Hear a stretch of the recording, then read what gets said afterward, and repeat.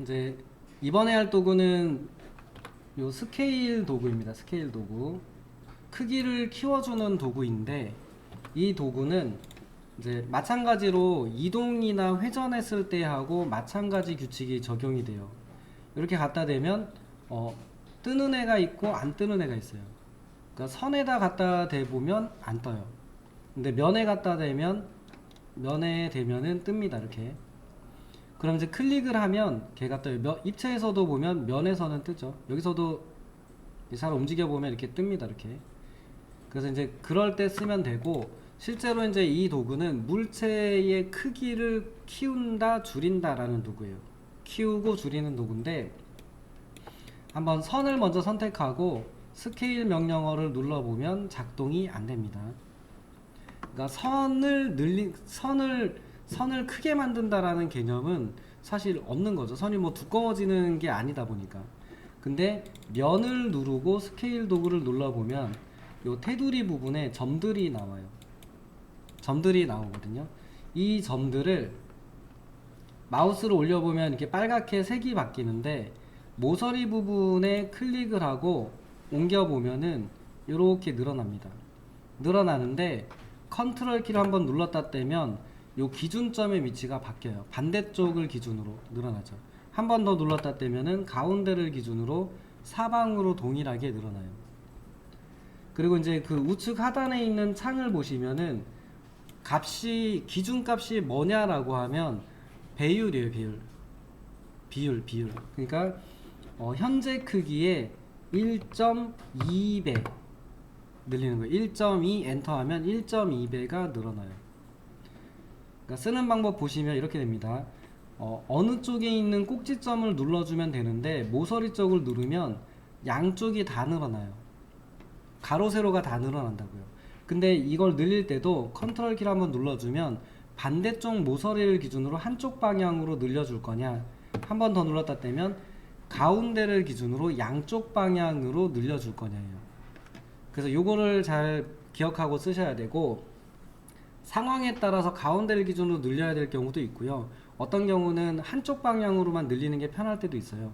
그럴 때 쓰시면 되고, 이 방법은 숫자 값을 입력하면 되는데 현재 크기의 0.5배, 그럼 절반 크기란 얘기예요. 현재 크기의 0.5배 절반 크기. 다시 한번 늘리는데 2를 넣으면 2배가 커져요. 2배. 이렇게 배율이에요. 배율. 1.5배 확대, 크게 만든다. 0.5배는 절반 크기를 뜻하죠. 그래서 그렇게 늘려 쓰는 게 이 도구고요. 모서리 쪽을 눌러서 해보면 컨트롤 키를 누르면 반대쪽을 기준으로 줄어들어요. 줄어드는데 이게 뭔가 선을 이동하는 느낌이랑 비슷할 텐데 그거랑은 일단 다릅니다. 이건 2D니까 비슷하게 작동되는 거고요. 컨트롤 키를 한 번 더 누르면 가운데를 기준으로 양쪽으로 그 변을 누르면은 축 방향으로만 변형이 일어나요. X축, Y축. 물체의 X축, Y축으로 보시면 돼요. 얘도 마찬가지로 비율입니다. 0.5라고 넣으면 그쪽 방향으로 0.5. 다시 한번 0.5 누르면 0.5. 그쪽 축 방향으로만, 변 있는 방향으로만 변형이 일어나요. 그래서 이걸 한번 써보시고 3D 물체에다 해보면은 얘가 하나가 아니고 여러 개가 나와요. 여러 개가 나오다 보니까 규칙은 똑같아요. 여기를 누르면 반대쪽을 기준으로 이렇게 커져요. 이렇게. 여기를 누르면 반대쪽에 있는 모서리를 기준으로 이렇게 늘어나는 기준이 됩니다. 물론 이제 저런 변형은 많이 안 하긴 합니다. 그래서 위쪽을 누르면은 위쪽에 있는 무언가를 누르면 아래쪽에 있는 반대쪽에 있는 애하고 매칭이 되면서 이렇게 늘어나는 기능이 돼요. 가운데를 누르면 2D랑 똑같아요. 가운데에 있는 점을 누르면 2D에다 변형하는 거하고 같은 변형이 일어나니까 요거는 알아볼 수 있고, 모서리를 눌려도 같은 변형이죠. 이렇게. 높이는 변하지 않아요. 높이는 변하지 않고 평면적인 크기에서 변형이 일어나요. 그리고 아래쪽을 잡으면 위쪽을 잡는 거랑 동일한 변화입니다. 아래쪽 기준을 잡았을 때는 위쪽에 있는 기준, 위쪽에 있는 기준의 반대쪽하고 상관관계를 가지면서 변형이 일어나요. 물론 저거를 전부를 예측하고 쓸 일은 드물어요. 드물고 이물체의 전체 크기를 크게 해야겠다 그러면 위쪽이나 아래쪽에 있는 대각선 모서리를 잡고 늘리면 돼요. 그러니까 기억을 하실 때 전체 크기를 크게 해야겠다 그러면 위쪽이나 아래쪽에 있는 대각선 모서리를 잡으면 돼요. 그리고 이게 두 가지인 거죠. 두 가지. 이쪽을 잡으면 위쪽 면에서 변을 잡으면 위아래를 바꿀 수 있고 위아래를 늘리면서 여기하고 반대쪽에 있는 걸 잡은 거니까 이쪽 크기 두 개 축 방향의 변형을 일으킬 수 있게 돼요. 그러니까 이 물체를 지금 이쪽으로도 좀 늘리고 싶고 위아래의 두께도 좀 바꾸고 싶다 그러면 요 점을 눌러줘야 되는 거죠. 이 점을 누르시든지 그렇게 하시면은 위쪽으로도 늘리고 이쪽으로도 늘릴 수 있는 기능이 돼요. 두 개의 축이 되는 거죠. 그래서 값을 보면은 이렇게 위쪽이나 아래쪽을 잡았을 때 변형 값을 보면은 두 개를 넣게 돼 있어요. 1.7, 얼마 이렇게. 그래서 보면은 제가 이쪽을 잡아 볼게요. 여기를 잡고 이렇게 아래쪽으로 끌어옮겨 보면은 여기 첫 번째 값이 이쪽으로 변하는 값이 첫 번째 값으로 뜨고 있고요. 지금 높이 값의 변화는 거의 안 일으켰거든요. 그러니까 그 값은 두 번째로 그대로 남아 있어요.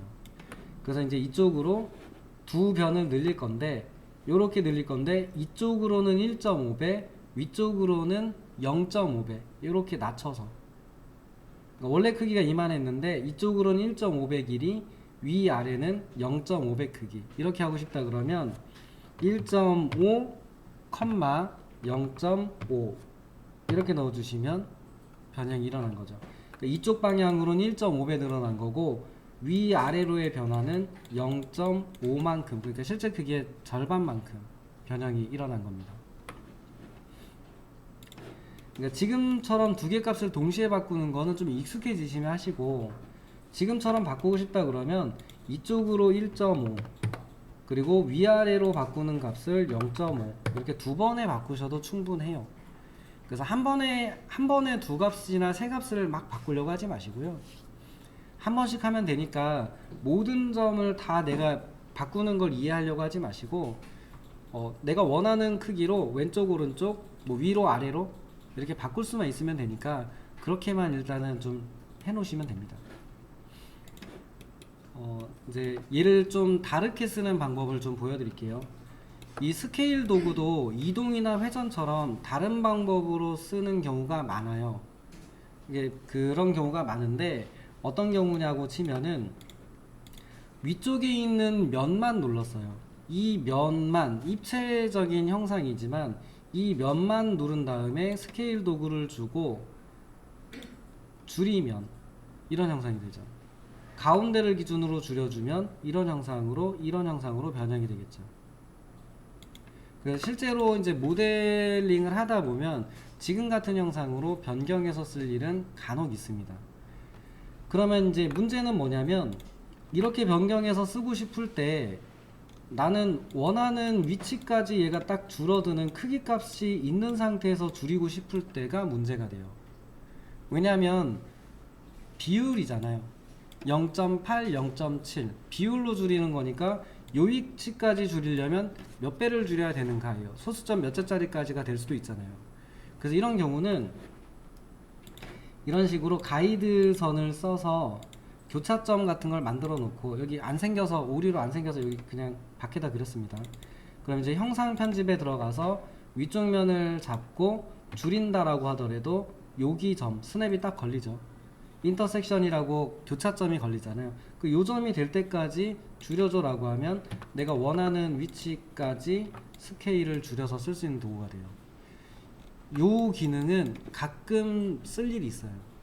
가끔 한번 딱 저렇게 줄이는 게 좋을 때가 있는데 그럴 때 저걸 모르면 좀 답답한데 이렇게 내가 원하는 크기가 될 때까지 스케일 도구로 줄일 수 있는 방법이에요. 요거는 좀 별도로 기억을 해놔주세요. 응용하시면은 만들기 어렵거나 좀 귀찮은 경우에 좀 줄여서 만드는 게 가능한 경우 있는데 그럴 때 좀 쓸만한 기능입니다. 이런 경우도 가능합니다. 이렇게 생겨있는 물체의 상단을 가운데를 기준으로 줄여준다면 그럼 다른 형태가 되겠죠. 그러니까 저 기능을 면에다가 쓰기 시작하면 좀 형상을 만들 때 쓸 수 있는 강력한 도구 중에 하나가 된다, 이렇게 돼요. 그래서 꼭 한번 면에다 적용해서 써보시고요. 그러니까 이런 경우를 보시면은 이게 만약에 10cm 10cm고 얘가 8cm 8cm다 그러면 밑에 있는 면을 0.8배 줄여주면 8cm가 될 거예요. 10cm로 그린 다음에.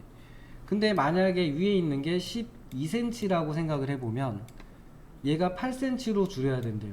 그러면 0. 몇 배를 줄여야 되는지 계산기를 일단 타이핑 하셔야 되죠. 근데 운 나쁘게 비율을 계산했는데 뭐 0.78236276 이렇게 나오면 못 쓰는 거잖아요. 그럴 때는 가이드선을 그려놓고 그 점까지 딱 줄여주면 된다, 이렇게 돼요. 그래서 사례가 지금 당장 떠오르는 게 얘밖에 없긴 한데 실제로 그 위치에 맞춰서 특정 면을 줄여야 될 경우가 분명히 있으실 겁니다. 그럴 때 여기는 기억하셨다가 쓰시면 도움되세요. 그래서